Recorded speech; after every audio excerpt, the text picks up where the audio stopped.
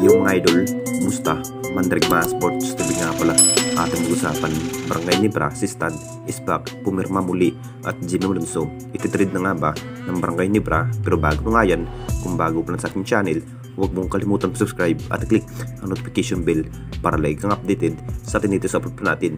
So pagamat handa na nga rin ang upunan ng ating Barangay Nebra sa pagkipaglaban mga idol ngayong season, matapos natalo ng ating Jing Kings kontra TNT Tropang Giga Last Commissioner Cup, siguradong babawi na nga ba ng ating Barangay Nebra ngayong Philippine Cup mga idol. Ito na nga ba ang hinihintay ng lahat, kung gaano na nga ba kasulido ang magiging lineup ng ating Barangay Nebra ngayong season.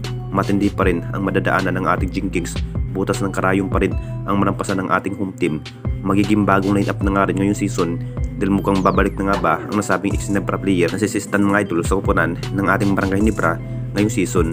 Interesado pa rin ang upunan ng ating Barangay Nebra kunin muli ang nasabing ex-Nebra player Bigman na si Sistan mga idol, dahil naging free agent na nga ito si Sistan sa upunan ng Tira Permajip, kung saan hindi pa rin maganda ang nagiging pagsasamahan ni Sistan at Tira Permajip management. Alam na natin lahat mga idol sa naging bawat laro ang nasabing Nebra player na si Sistan mga idol, kumamada pa rin ng triple-double sa field, kung bakit nakapagdesisyon ang upunan ng ating Jing Kings na ibalik nga ang nasabing Bigman na si Sistan mga idol para sa upunan ng Barangay Nebra ngayong Philippine Cup. Final decision na rin na mapupunta muli ang ex-Nebra player bilang Bigman na si Sistan mga idol, na parang kulang-kulang ang nagiging Bigman ng Barangay Nebra kung bakit si Japet Aguilar ang nagpupursige sa bawat hustle play.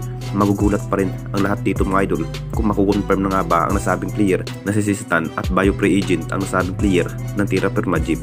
At dito na naman tayo sa isa pa nating balita, Jimmy Malonzo, ititrade na nga ba ng Barangay Nebra? Alam na nating lahat mga idol, talagang malaking impact na nga rin ito ang nasabing highline forward ng Barangay Nebra na si Jimmy Malonzo, matapos binigyan ang upunan ng ating Jing Kings ng magandang laban kontra TNT Tropang Giga.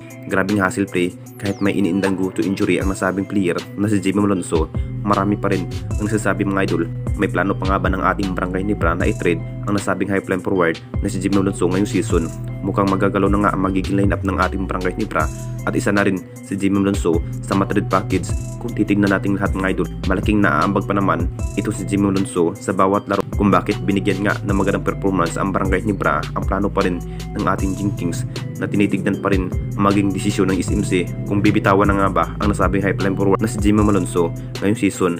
Kung sakaling matarid nga ang nasabing highline forward, masasabing sa upunan ng SMB nga ang kanyang bagsak, dahil isa rin ang upunan ng SMB sa naghanap ng bagong player, at baka binalak na rin ng SMC na lilipat nga ito si Jimmy Malonzo sa poder ng SMB ngayong season. Anong masasabi ninyo mga idol tungkol sa ating video?